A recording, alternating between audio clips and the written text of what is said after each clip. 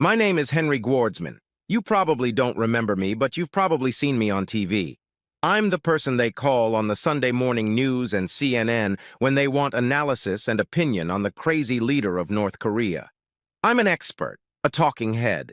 I've spent the last 20 years working at the State Department, various foreign policy think tanks, and in academia. I'm currently a professor at the Fletcher School of Law and Diplomacy at Tufts University, just outside of Boston, as well as a visiting professor at the Kennedy School of Government at Harvard and Stanford University in Palo Alto, California. I know it all sounds pretty prestigious, and it is. However, outside of my clique of the smartest colleagues, I am the most ordinary person imaginable. I'm 51 years old, 5'9", 185 pounds, and there's nothing about me that catches your attention. No woman has ever looked at me and thought I was hot. No woman has ever fantasized about me in bed. No woman has ever wanted me, with the exception of my wife. Therein lies my story. Emily and I have been married for 24 years. She works as a research librarian at the Boston Public Library and is 46 years old, but most people say she looks about 5 years younger. We met when she was an undergraduate and I was a graduate student. I was a teaching assistant in her class, and we started dating right after she finished her course. We got married 3 weeks after she graduated. She is 5'6" and weighs about 135 pounds. When I first saw her, she was shapely, and she still has all the curves that I love. I was drawn to her intelligence, wry humor, sparkling smile, bright blue eyes, strawberry blonde hair, freckles on her nose and cheeks, and beautiful, feminine figure. Oh, and her breasts. One can only dream of them. 38D. And if that's not the first thing you notice about Emily O'Hara, it's the second and third. As a child, Emily was a bit chubby and quite insecure about her appearance. All three of her sisters are tall and built like models, and by that I mean not my type at all. I was Emily's first lover and she was mine. She grew up in a very conservative family and was taught to take care of herself before marriage. She almost succeeded. When Emily and I finally made love, it was the night I asked her to marry me. Unlike Emily, my virginity depended not on desire but on opportunity. I had never had an opportunity. My life before I met her had been filled with crushes on unattainable beauties, numerous first dates followed by "Henry, let's stay friends" speeches, and hundreds if not thousands of nights all alone. Girls may like athletes and musicians and even business majors with growth prospects, but pimply-faced nerds with a passion for international diplomacy don't have much opportunity for lovemaking. Meeting Emily meant passing an exam that the entire O'Hara family took. She is the second of 4 sisters. The eldest, Shannon, is a year older than Emily and has some of Emily's physical characteristics: hair color, freckles, pretty face, but she lacks slenderness. I understand why some men find her attractive, but I never liked her. Her character reminded me of the worst stereotype of a high school cheerleader: shallow, materialistic to the extreme, and condescending to those she considered beneath her. At the time I first met her family, she had already been married for a year to Brad Smithson, a tall, handsome guy who had been an athlete in high school and college, and at the time was starting his career at one of Boston's most prestigious investment firms. Then there was Joni, the third of 4 children. She was pretty, but even less slender. I met her when she was a senior in high school, and we became friends through her obvious intelligence. I helped her with her college essays. She eventually went to Northwestern University and then earned a doctorate in biochemistry from MIT. Joni later married Will, a researcher who spends most of his time at Woods Hole, an oceanographic center on Cape Cod. Of Emily's entire family, I was closest to Joni. The youngest was Denise. She was a freshman and resembled Emily the most. She was also the wild child in the family.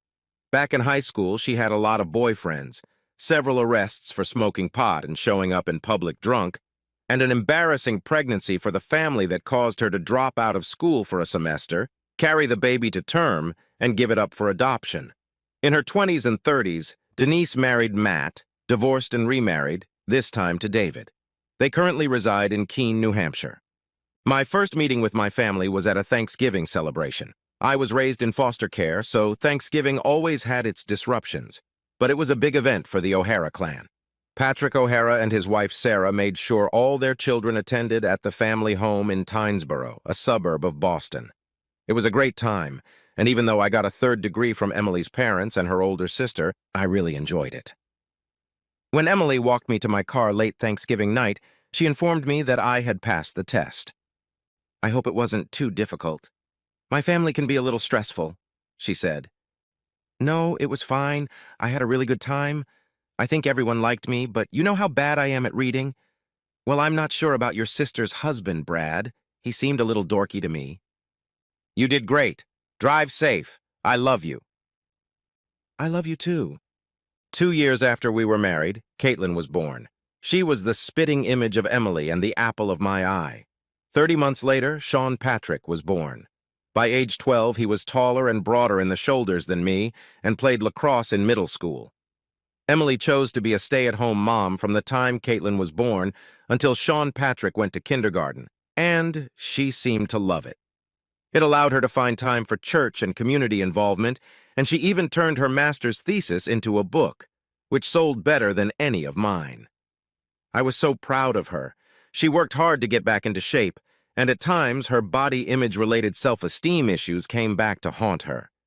Through hours spent in the gym and self-discipline in the kitchen, she not only got back into pre-pregnancy shape, but she looked even better.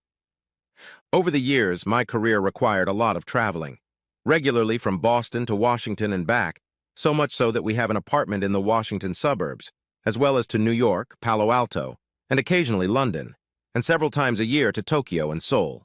Whenever possible, Emily traveled with me, especially on foreign trips. But because of the kids and her work, it didn't happen very often. Once a month, or sometimes more often, she would spend a few days and visit Shannon and Brad at their home in Nashua, New Hampshire. It was only a 90-minute drive from our home in Cambridge, and in the summer, she would spend a couple weeks at the Lake Winnipesaukee house. Emily talked me, along with Shannon and Brad, into buying it a few years ago. I loved it there, but rarely went there. I especially loved being there when it was just the four of us, sans my sister and Emily's husband. Our marriage was wonderful. We were true partners, intellectually, emotionally, and spiritually. If someone asked me what the key to our happiness was, I would say trust and respect. I trusted Emily with my life. She was successful in her career, and we attended many social events together. Early on, we promised that we would never do anything that would embarrass each other in public, and we never did. Emily had an intolerance for alcohol, and so decided never to appear in public. I might have a beer or glass of wine at home, but never at a social event. "Henry, in 2 weeks, on Friday, we're supposed to go to the Library Foundation dinner. I put it on your calendar, so hopefully you can go." I did. "It'll be fine.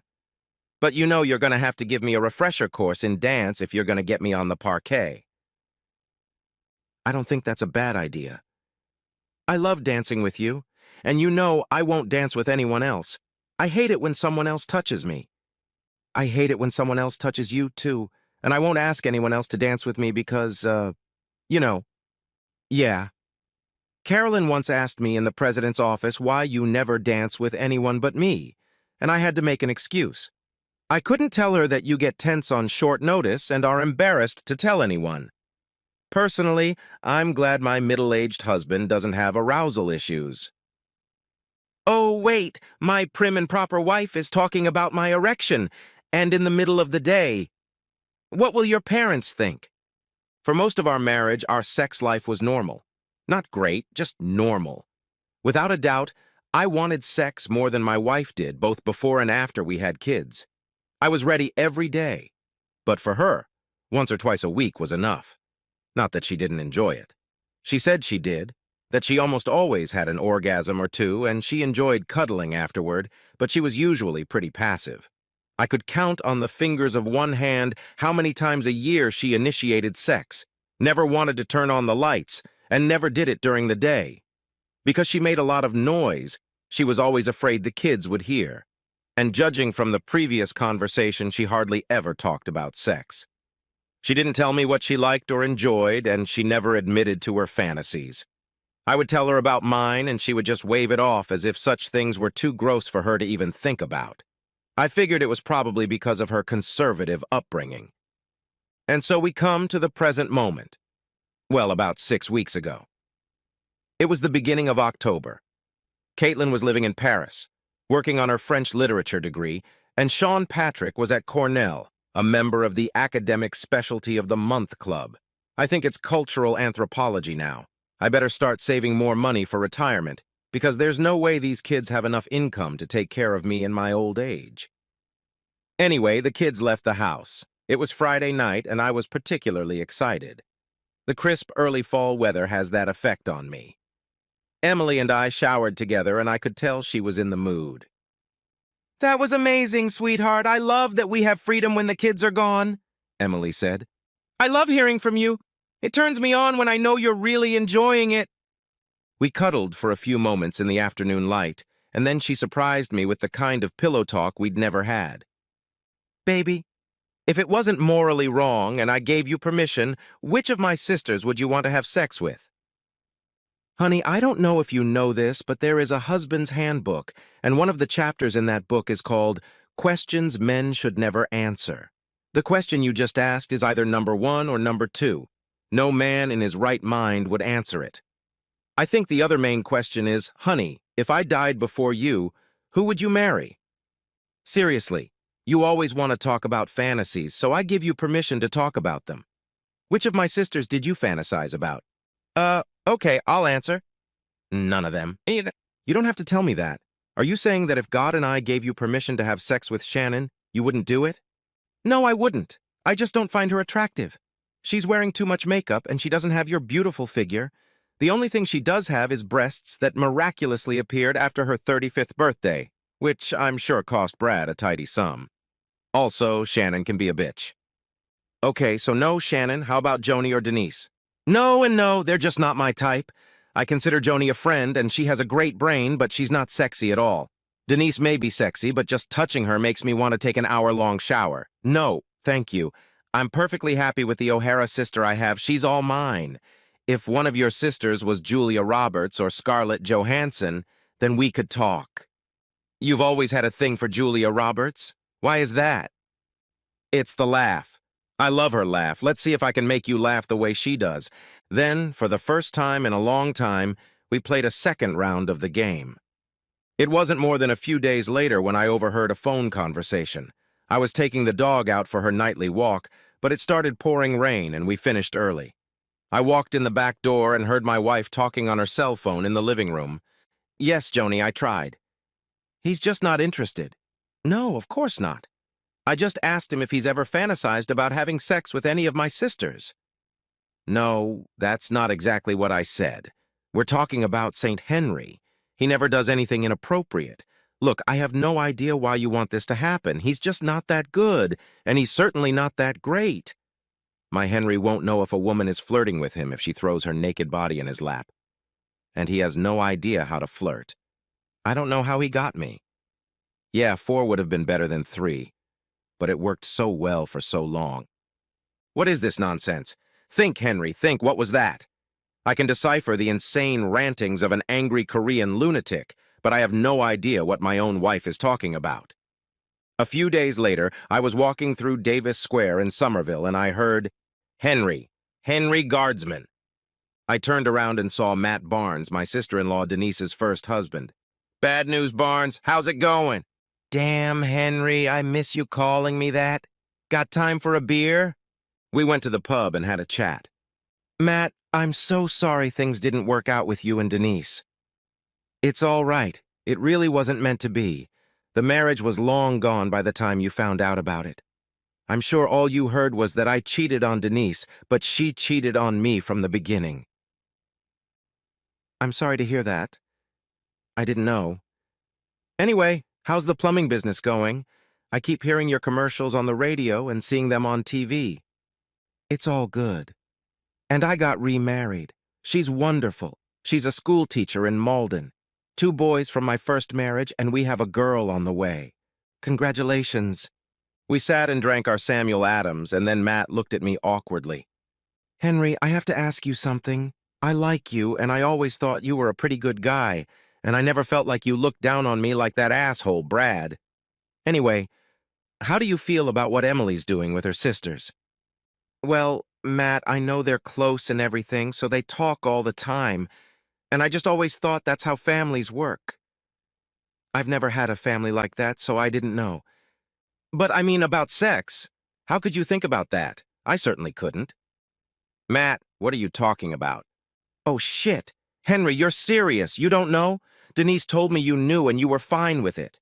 She just asked me not to talk to you because you were afraid I'd think you were a wuss or something. Really, you don't know? And then, within the next half hour, Matt Bad News Barnes ruined my life.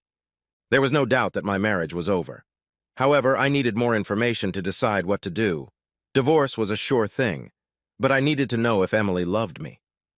One phone call to colleagues at a certain three-letter government agency gave me the information I needed about equipment and how to obtain it. I installed listening devices on Emily's cell phone, in her purse, and in her car. On Thursday night, the week before Thanksgiving, I was sitting in the family room watching an NFL game. After Emily went to bed, I went into the room, opened the app that allowed me to listen to her calls, and heard both sides of the phone conversation between Emily and her sister Shannon. So, Em, you're coming to the lake this weekend to set up, right? Yeah, I'll be there. My wife's voice sounded neither happy nor excited, but rather resigned. Did you do everything Brad said? Yeah, I guess I did. Look, Em, this is very important. You have to do everything he says. Okay, dear sister. I always do whatever Brad wants. I only gave Henry sex a few times a month. Shannon, I can't believe this. Why Brad has to be like this? Because he's an asshole, that's why. And you're not as bad as me.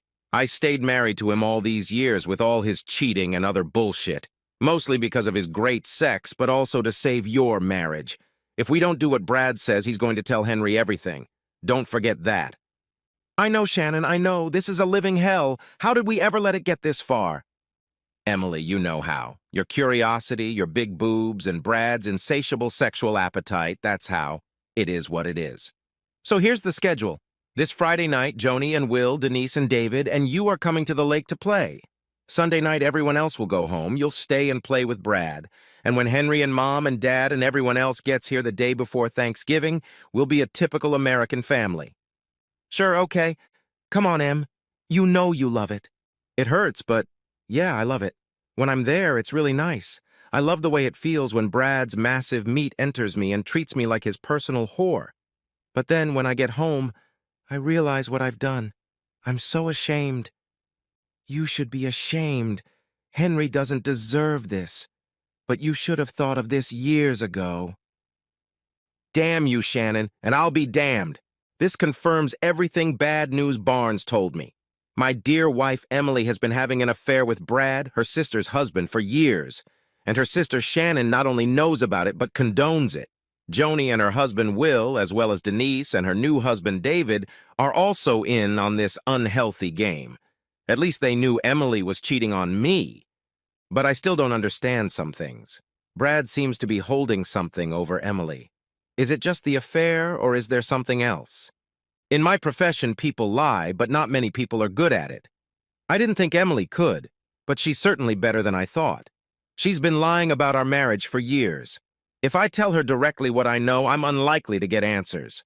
Besides, I have no desire to get into a face-to-face confrontation until I know everything.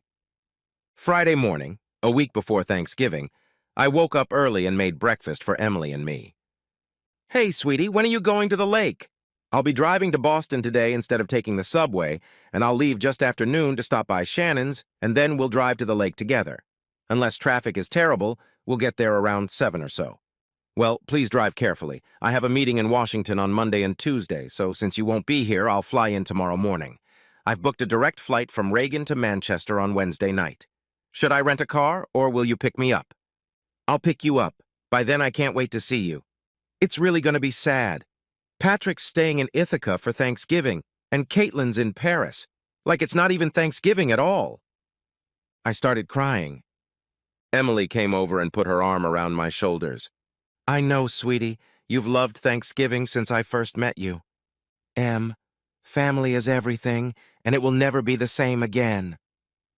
Emily left for work, and I started making calls, first to an attorney, then to a financial advisor. Then I called a friend who has a friend who knows someone. I wanted to ruin O'Hare's Thanksgiving celebration, and I would pay a little more for it.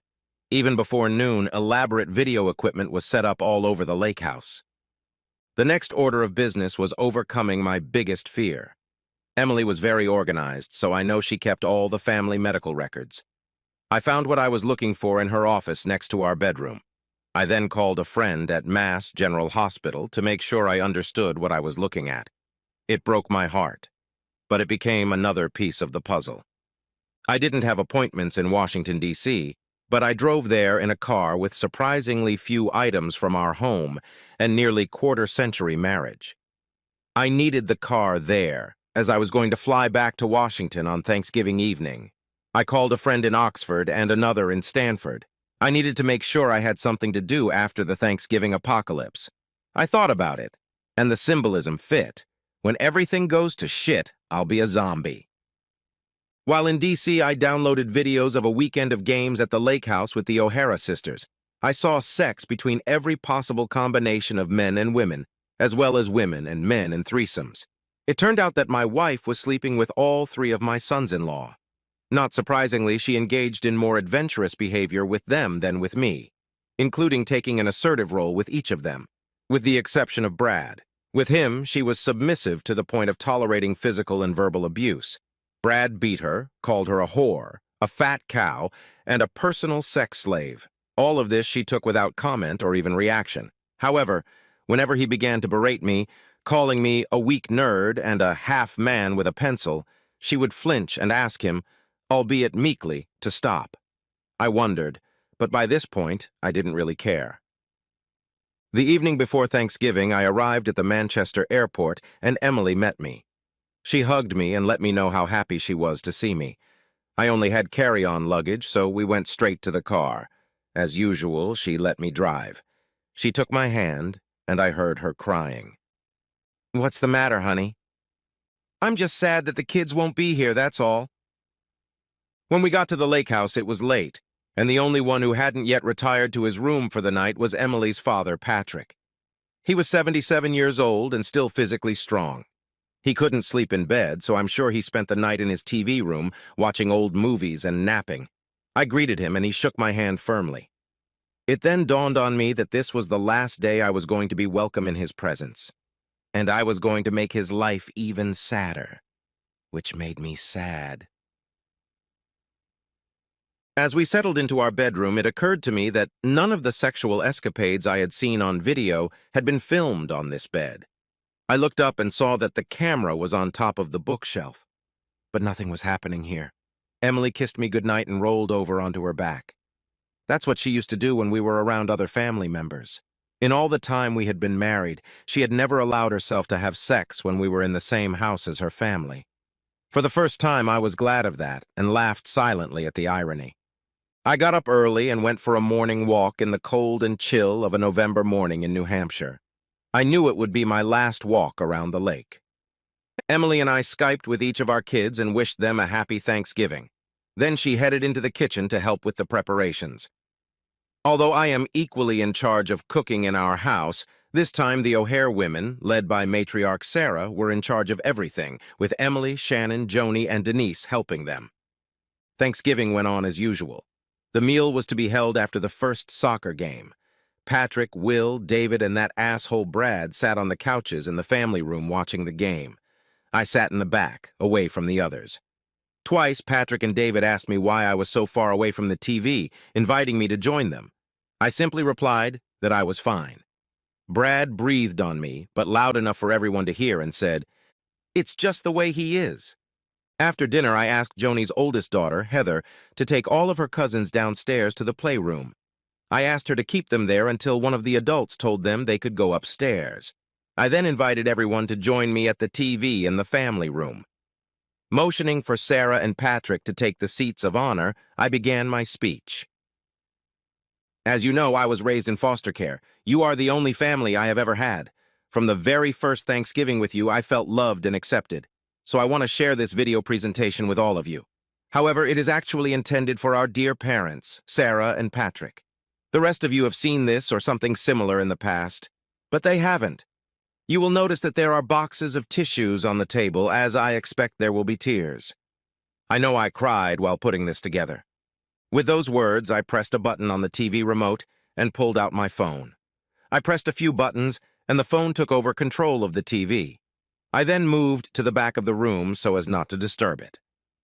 The show started with a video of Brad taking Emily from behind and her screaming, "Take my ass, motherfucker," and it went on from there, with shots and video clips of all sorts of sexual acts involving everyone in the room except Sarah and Patrick's parents and, of course, me.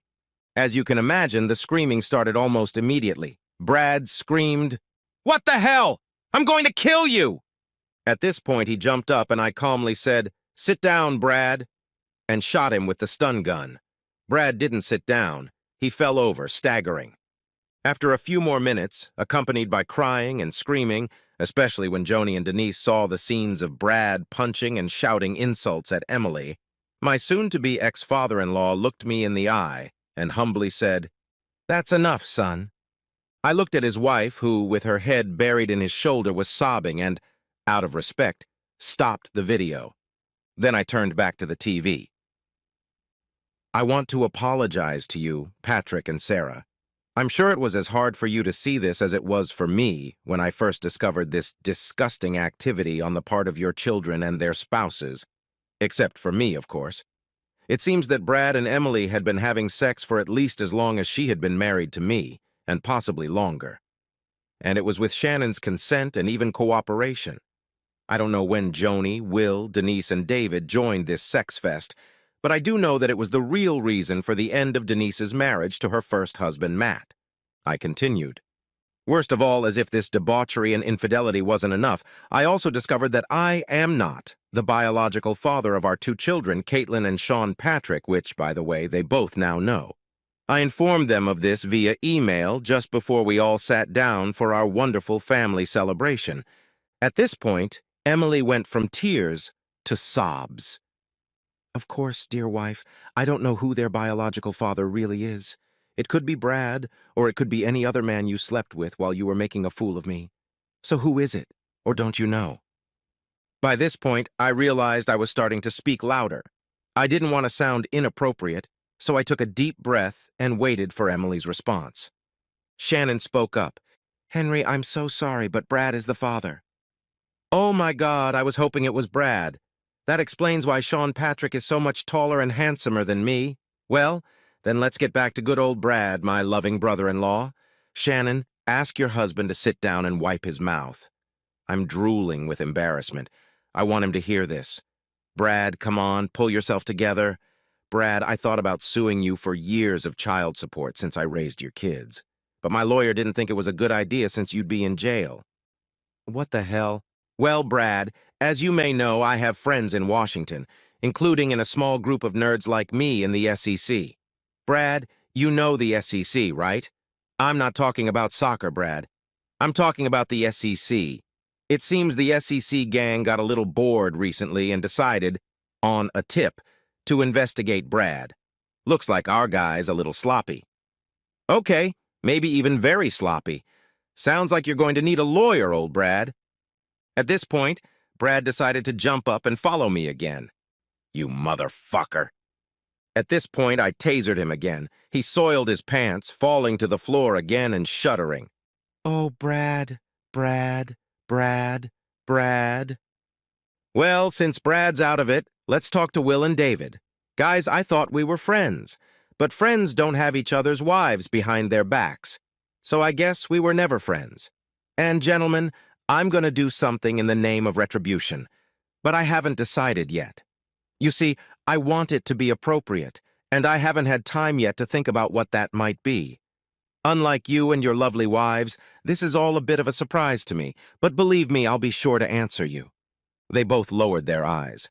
"Joni, after what Emily did to me, your betrayal hurts the most. You're the closest person I've ever had to a sister. I thought you really cared about me. I thought you respected and loved me. I will miss you, but obviously, it's over between us." And now to my loving wife. "Emily, look at me." She had held her face in her hands, shaking with sobs. Now she raised her head, looked into my eyes, and whispered, "I'm so sorry." Dear Emily, that's practically the definition of too little and too late, isn't it?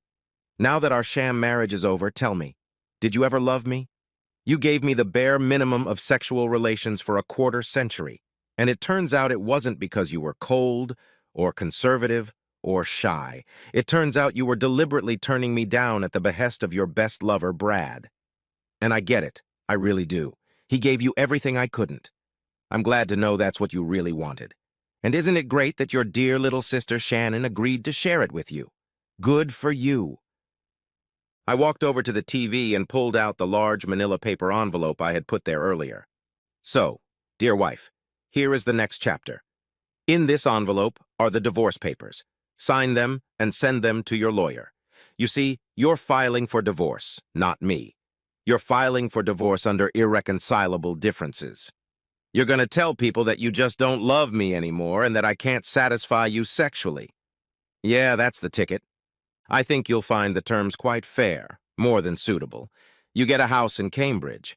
It's paid for and worth a lot in today's market if you decide to sell it. Of course, you get our share of the place, too. I certainly don't want anything more to do with this little love shack. I'll take the apartment in Washington. Also in the envelope, you will find further instructions, such as how to contact me if necessary. And, if you argue with me about anything, the little movie presentation you saw today will be a box office smash, seen by Caitlin, Sean Patrick, people from church, Boston Public Library leaders, and anyone else I can think of. At that moment, the doorbell rang. Perfect timing. I'm just on my way to the airport. I'm sorry I ruined Thanksgiving for you. You ruined my life. And on my way out the door, I tasered Brad one more time. It wasn't necessary, but it was certainly appropriate. I lied. I told Emily and the others that I had sent my children, Caitlin and Sean Patrick, a letter detailing their mother's betrayal and infidelity. Of course, I hadn't done that, but I wanted Emily to think I'd lost my mind, that I could do something so cruel and, how shall I put it, inappropriate. I wanted her to lose the confidence that she knew me and could predict what I'd do next and continue to treat me like shit. On the way from the lake house to the airport, I called the kids. I needed to talk to them before Emily did. Since it was already late at night in Paris, I called Caitlin first. Hi, Daddy. How are you? Did something happen? Yes, sweetie, I have to tell you something very sad. I know it's going to hurt you a lot. Daddy, did someone die? No, but in a way, yes. In the last few weeks, I found out that your mother was having an affair with your Uncle Brad, and it's been going on for years. Oh my God, Dad! That's terrible! Oh my God! How could she do this to us? I don't know, honey, but it's worse. I found out today that I'm not your biological father. He is. And to you and to your brother, your mother lied to all of us all these years. That asshole is my father. No, Dad, I'm not going to let that happen. He's not going to be my father. You're my father. Dad, that asshole is a pervert. He's picking on me and the other older girls, the cousins. He tries to grab our asses and says he wants to see us naked. Dad, how could she do that to us? This isn't going to change anything in our relationship. I'm still your daddy and always will be. Yes, Daddy, yes. Daddy, you're getting a divorce, aren't you? Yes, sweetheart. Your mom and I are over. I hate her. I know you do. It was a 90-minute drive from Lake Winnipesaukee to the Manchester airport, so I had time to call Sean Patrick in Ithaca, too. The call was just as painful. My son uttered a few more swear words, but I let him vent. After we finished talking, we started making plans. Dad, I'll finish my exams on the 10th. Where am I going to go for Christmas? I'll be in Washington, D.C., and you can come there for the vacations or for the whole time. I know your mom will be waiting for you at home, but it's totally up to you. Dad, I'm not going home to be with her. I never want to see her again. Buddy, I understand, but I hope that will change with time. She loves you and will still want to be your mother. Dad, I really don't care what she wants. How can I go from love to hate in one phone call? Buddy, I totally get it. After the adrenaline-fueled confrontation, I was exhausted. I passed out on the airplane but stayed awake during the short flight to Reagan. By the time I picked up my car from the long-term parking lot and got to the condo, it was past 11 p.m. I undressed, showered, snacked on a sandwich, and settled down on the couch to watch highlights of the soccer games I had missed. I fell asleep in my chair and woke up around 5:30 a.m., my usual time. Over the next few days, I felt more or less numb. I sort of expected to go through the Kubler-Ross stages of grief. You know, denial, anger, bargaining, depression, and acceptance. But there seemed to be no rhyme or reason to my emotions. One minute I was angry, then sad, then furious, then just cold. Mostly cold is numbness. Early on, after a conversation with my ex-brother-in-law, Matt Bad News Barnes, I decided I wasn't going to hate myself, wasn't going to question whether I was a good enough husband. I know I was. I was a great husband, just not the kind Emily wanted. She wanted someone who would treat her like a whore, because she is a whore. And I refused to be married to a whore, so I would never treat my wife like one. I've always been guided by my brain, and my emotions have followed. That's the way it was going to be now. I wasn't going to whine and cry like a victim. It was Emily and her sisters who were sick, not me. I was going to be okay. On the Saturday after Thanksgiving, a package arrived via FedEx. It was carefully packed with extra padding, and strange scenarios about bombs or possibly anthrax ran through my head. Crazy, I know. Then I checked the address and the lettering. The first thing I saw inside was a note. Henry, after you left, I realized you had no pie. I always bake an extra apple pie just for you. It always meant so much to me that you loved my pie. Love, Sarah, Mom. Starting the Sunday after Thanksgiving and every day after that, Sarah called my cell phone. I didn't pick up the phone, but listened to her messages. Some days they were long, diatribes about how she needed to explain everything and how much she loved me. Other days, a few words with a pleading, "Henry, please." I never answered the phone. Caitlin and I Skyped every day, and Sean Patrick and I texted each other. They both told me that their mother also called them every day. They didn't answer. When they told me about it, I didn't respond. Emily is going to have to try to repair that relationship. The children are adults now, and they have choices to make. On Monday, I received a text from a friend who had heard about the incident from an SEC contact. The FBI got involved and arrests were made. My asshole future ex-brother-in-law Brad Smithson was in big trouble. One of the advantages of being a professor in the 21st century is that students submit their papers online. I met with my doctoral students via video conference. I had no reason to return to campus or return to Boston for any other reason until the end of January. On the first Friday in December, I was unloading groceries from my car, and my neighbor Ted Evans picked up a package and walked into the house. "So, Henry, what's going on? You're not usually here more than a few days at a time and never for a weekend. What's going on?" "Ted's a good guy, a Prince George's County detective. For as long as I've known him, he's been divorced, has grown kids, and is a connoisseur of good beer. We grilled steaks. Yes, real men grill steaks, even in December, and drank some of his good beer. And I told him the story." "Oh, man, I'm so sorry. I know how that feels. And don't beat yourself up for not seeing it. I'm a detective, and I was blindsided." "But how could I not see any of the signs?" "Henry, it's because you weren't looking for them. It's called confirmation bias. You loved your wife, and you believed she loved you. So everything you saw, you took as confirmation of your belief. You would only see it if you were hit in the head by a 2x 4-inch object, as in the conversation with, what was his name? Bad News Barnes?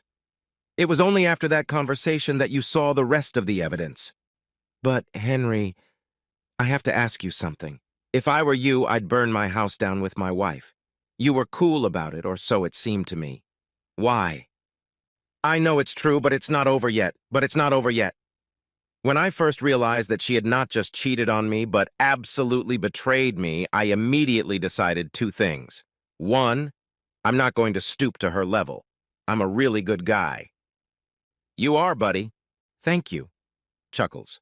"You are." And I refuse to stop being a good person. I refuse to let her turn me into something I'm not. Remember when someone said, "When they go down, we go up"? Now I know there are a lot of knee-jerk Neanderthals out there who think the only way out is to burn the bitch. But I refused to do that because she is the mother of my children, and I knew the day would come when I would have to face them, and I would feel bad about the way I treated their mother. "Wait a minute! My knuckles are a good 6 inches off the ground, but I guess I'm a Neanderthal. I was trying to destroy my ex. The only thing stopping me was I knew I'd lose my job if I did what I wanted to do to her and her lover. And now that you say that, I was worried that I would be perceived as a typical cop with anger management issues. I refuse to be that guy. Isn't it? But if you think I'm some kind of saint or something, there's more. Ted, do you go to church? Well, I used to when I was a kid. Not so much lately, although I'm thinking about going back. Ted, I'm a good Catholic, and I remember in the book of Romans, St. Paul says that if you treat your enemy with kindness, burning coals will fall on his head. Henry, St. Paul quotes the book of Proverbs when he says this. I thought you didn't go to church, but I did when I was a kid, to a Black Baptist church. And in the black church, the preacher every Sunday preached sermons from the entire Bible, Old Testament and New Testament. And I memorized that passage because I thought it was cool to kill your enemies with kindness. That's exactly right. If I attacked Emily with scorched earth, it would destroy her, and she would hate me. But if the fire came down from above, she would face something worse than hate. Shame. She would spend the rest of her life in guilt and shame for the way she had treated a good man. She will sit in our house and feel shame. Every time she speaks to our children, shame. Every picture, every memory is shame. There will never be an excuse for what she did. You're right. It's worse than that. And the best part is that your hatred for her doesn't consume you because you can let her go. That's right. Or at least I hope so. Eventually, in mid-January, I had to move back to Boston. A new semester at Tufts and Harvard meant I'd have to be there at least 3 days a week. The lawyer hadn't received any paperwork from Emily, which meant I would have to contact her soon, resorting to gentle persuasion. It was 11:45 a.m. on a Wednesday morning, and I was at Harvard. I was just finishing a lecture on the role of appeasement in 20th century diplomacy when I saw 2 men standing at the door to the lecture hall. As I stepped out, I saw that they were Will and David, my 2 sons-in-law, who were both sleeping with my wife. Will spoke first. Henry, can we talk to you? I don't think we have anything to talk about. We really want you to hear our side of the story. Well, let's go to the classroom. David said, Could we go into your office to be alone? No, it's going to be fine here, and it's going to be short, I'm sure. Let me just send this message, and then we'll talk. They sat in the front row, and I stood leaning against the lectern at the front of the auditorium. Speak up, boys, you have about 3 minutes. They looked at me and at each other with bewilderment, and then Will began. Henry, I have a lot of respect for you. I've always considered us friends. I think I mentioned at Thanksgiving that friendship is non-negotiable, but go on. Henry, we thought you knew what was going on. Our wives told us that you and Emily had an agreement, that you had an open marriage and that you were okay with Emily having sex with us. Yes, Henry, David put in. Denise told me that you just weren't interested in sex anymore and couldn't meet Emily's needs, so you gave her permission to go elsewhere. And that's when I realized it. David couldn't control himself. The smirk. And I realized what I was going to do with those 2. So why didn't you ask me that yourself? Will again. I thought you'd be embarrassed if I broached the subject, that you'd think like I saw you as less than. Now, David. Yeah, a wuss. And we couldn't do that to you, so we just didn't bring it up. So your wives told you that Emily wants to screw you, and poor old Henry doesn't mind because it doesn't work for him, and you just accepted it? I see. So you had no problem making me a cuckold? Yes, that's right, no, said David. Henry. Anyway, we've known for a while that Emily and Brad were doing it, and Joni told me you were okay with it, so we just thought, Will said. You just figured you might as well get involved too. I got it. At that moment, 3 Harvard police officers burst into the room. Dr. Gwardsman, is everything all right? Thank you, officers. I appreciate your quick response. Please escort these 2 men off campus. They are trespassing. Please get their names, as I want to make sure they have a trespassing case filed against them. If you need me to, I will gladly file a formal harassment complaint. And officers, am I understanding correctly that such a complaint, if filed, would also go into the database of both the Cambridge and Boston police departments? Is that correct? Yes, Dr. Gwardsman. Well then, I'll come by after my next class and do the paperwork. As the officers led my former sons-in-law out of the auditorium, I said, "Gentlemen, don't forget Monty Python. Nobody expects the Spanish Inquisition." For the next few months, I spent at least Tuesday through Thursday evenings in Boston, teaching and advising graduate students at the Fletcher School at Tufts and the Kennedy School at Harvard. On Tuesday morning, I would take an early flight from Reagan to Boston's Logan Airport and return to Washington late Thursday night. I'll be working in Oxford over the summer and moving to Palo Alto full-time in the fall as a professor of international diplomacy at Stanford. Emily and I had talked about living in both places, and it was our dream for the future. I saw no reason not to realize my dream without her. The evening after Will and David's visit, I spent a few hours in my room at the Harvard Square Marriott Hotel, where I was living off the grid, and did a little video editing. Late that night, I sent Emily an email addressed to Emily O'Hara. One of the terms of the divorce was that she could no longer use the name Gwardsman. Emily O'Hara. The attorney is still waiting for the paperwork.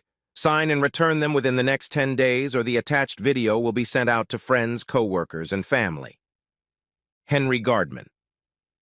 A 10-minute video was attached to the letter. The video began with the voice of the announcer.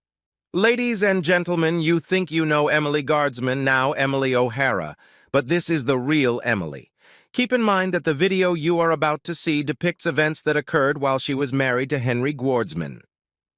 None of these acts were done with his permission or knowledge. The men in this video are the husbands of Emily's sisters. Viewers are advised to exercise caution." The next sound is Emily screaming, "I'm a goddamn whore!" The following Tuesday night, the cavalcade of stars included the next. Joni, Will's wife, and my closest sister-in-law came to my office. She had been in my office before and knew her way past the security desk. "Henry, can I come in?" Sure, come in and sit down. I'm just about to have some tea. I have a throat coat since I'm losing my voice due to annual winter vocal cord problems. What would you like?" "Green, please." Joni sat down on the couch at the back of the room. I couldn't sit at my desk with her sitting there as the conversation would be too awkward due to the distance, so I sat in my chair across from the couch. Joni and I found ourselves in the same positions many times. She knew it was my thinking chair. "Henry, I'm so sorry." "Joni, I'm sure you're sorry for the end result, but I'm not sure you're sorry for what happened to bring us here." "But I am sorry. I really am. I hope you'll let me tell you what I know." "Joni, I really don't need to know more than what I know. Emily slept with Brad behind my back the entire time we were married, and everyone seemed to know it but me. Not only that, no one thought it was a bad thing. And no one thought it was bad that Emily got pregnant twice by Brad, and you all let me believe the kids were mine. And you slept with Brad, as did your little sister Denise, all with Shannon's permission, and Will and David slept with Emily. One big, happy, incestuous, and fucked-up family. Welcome to the O'Hara clan. I think that's about right, but there are a few details in between that I think you should know. But first, you need to hear what happened after your Thanksgiving presentation. My dad freaked out. He started yelling at all of us, saying he was ashamed that we were his children and that you were the only worthy one of us. Emily ran out of the house and was gone until the next morning. We thought she had followed you, but early that morning the police found her at the end of the lake by Alton Bay. She spent the next day in the hospital. Will and I left right after you, as did Denise and David. I don't know about them, but Will and I had a big fight. He was so embarrassed because I told him you knew about us all playing together. Please don't use that word. Playing sounds so innocent, and what you all were doing wasn't like that at all. I know it wasn't. Anyway, I really want to tell you about what happened, sort of a what Joni knew and when she found out story. I know it won't lead to you thinking I'm innocent, but I need to tell it. Please. I didn't say anything and just sipped my tea. About 5 years ago, Emily and Shannon came to Denise and me. They told us about Em and Brad. It was a strange story, but it was almost impossible to make up. Apparently, Brad had had a thing for Emily ever since she and Shannon started dating. Once, when they weren't married yet but living together, he told Shannon that he wished she had a body more like Emily's, and Shannon was very upset. She told Brad, "Well, If that's the way you feel, why don't you just go ahead and fuck her? This was before you and Emily even met. That night, Emily was going to go to Shannon's apartment for dinner, but when she got there, Shannon wasn't there. Brad got Emily drunk. You know how Em can't stand alcohol, and seduced her. Shannon returned, and Brad got Emily into bed. Brad took Emily's virginity. Of course, Shannon was furious. She kicked Brad out, and Emily was ashamed. Emily left, and Shannon didn't hear from Emily for weeks. Shannon forgave Brad, but Emily still couldn't look her in the eye. Shannon had to beg her to be at the wedding. Once you started dating Emily, Brad became very jealous. That first Thanksgiving, when you came to the house, Shannon and Brad had a huge fight. Shannon had to take a week-long trip to North Carolina for work, and she was seriously considering leaving Brad. During that trip, this was just before you and Em got engaged, Brad contacted Emily and asked her to come over for dinner. She didn't know Shannon was away. Brad seduced her again, and I guess that's when the affair began. Emily was always jealous of the attention Shannon paid to her beauty, while Em considered herself an ugly duckling. Now here was a handsome man who wanted her. Of course, Shannon knew nothing about it. What about me? According to the timeline, that's when we were supposed to fall in love. Henry, I know. It doesn't make sense. It was like Emily was living two lives. She was having regular sex with Brad and at the same time professing her undying love for you. And frankly, I don't think she consciously realized the insanity of it all. There's no doubt that she loved you. She did.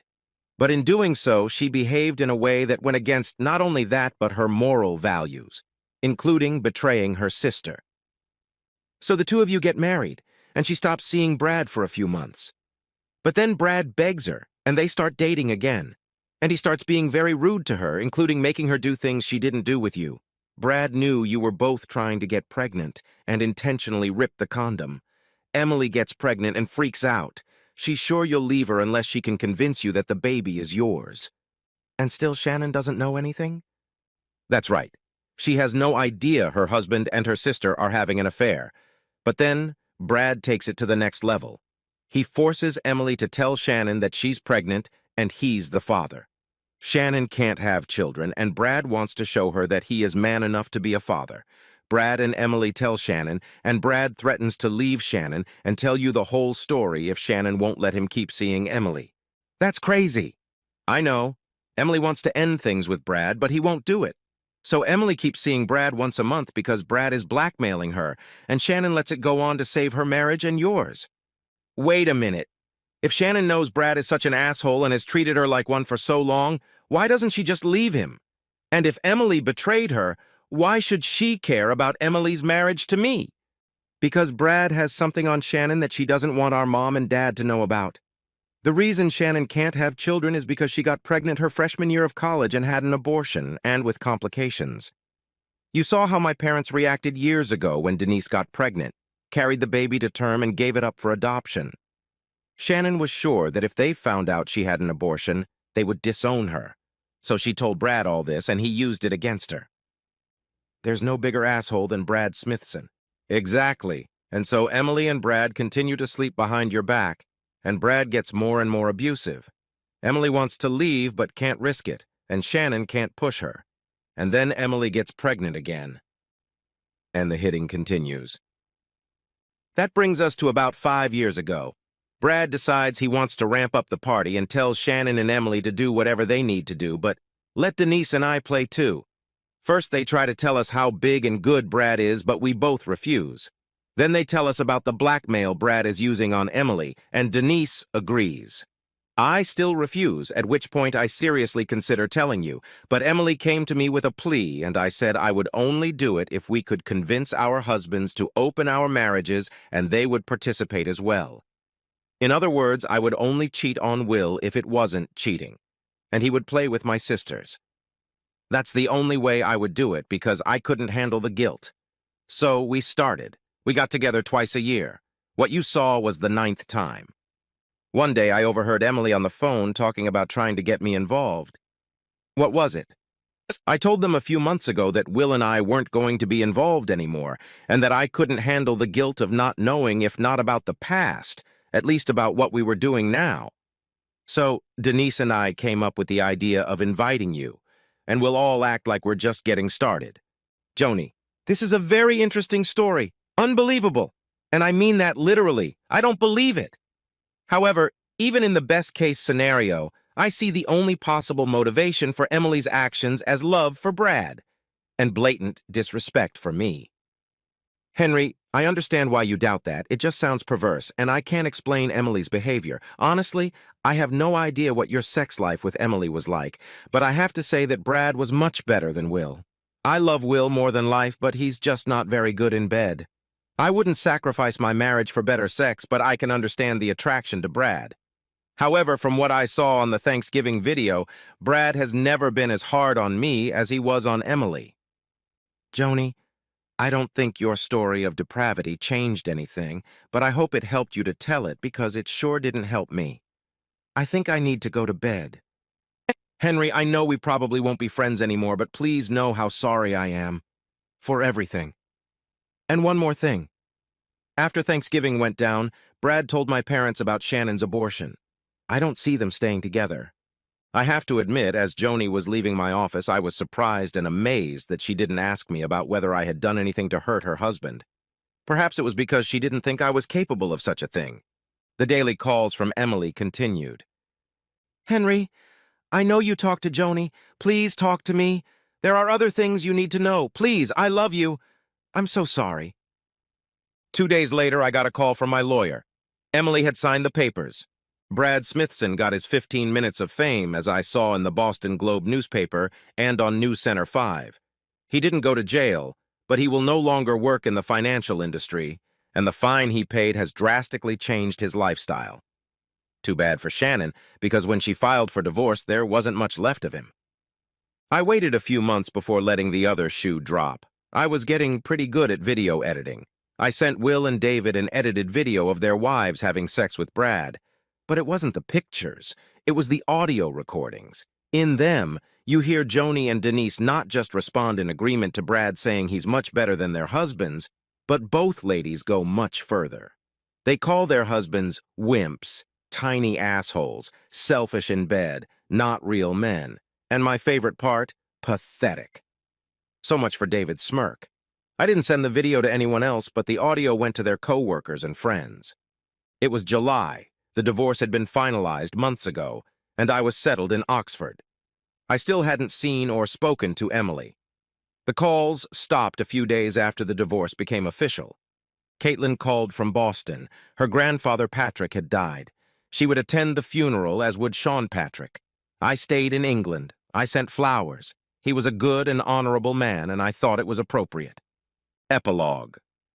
All of this happened 4 years ago. Today is the funeral for Sarah, Emily's mother. Caitlin and Sean Patrick were there. I live in Palo Alto and did not attend. No, I haven't remarried, and I don't see anyone regularly. I don't have the energy for that. No, Mom, Dad's not coming, Sean Patrick answered his mother's question. Why can't he just move on and forget about it? Why can't he just forgive me? Why does he have to keep all his pain? Caitlin replied, Mom, he does. Dad has fully and completely come to terms with it. He doesn't feel hate for you.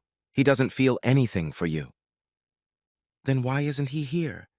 He probably can't stand to see me. I've remarried, and he probably can't stand it. Trust us, Mom. He's not here because he just doesn't care. He doesn't even know you're married. What do you mean? Didn't you tell him? No, Mom. We didn't tell him because he doesn't ask about you. He never does. He just doesn't care. And when are you two going to find someone and get married and give me grandchildren? Well, Mommy dearest, it's not going to happen anytime soon. I guess we've never seen the model of a good marriage. Yes, Mom. I wouldn't go anywhere near a marriage. Never. Not after what you showed us. And the children told me about this conversation, and that's how I found out that Emily remarried. I don't know any of the details. I don't need to. I don't care. Except that it seems like the burning embers are still falling down. It all seems appropriate.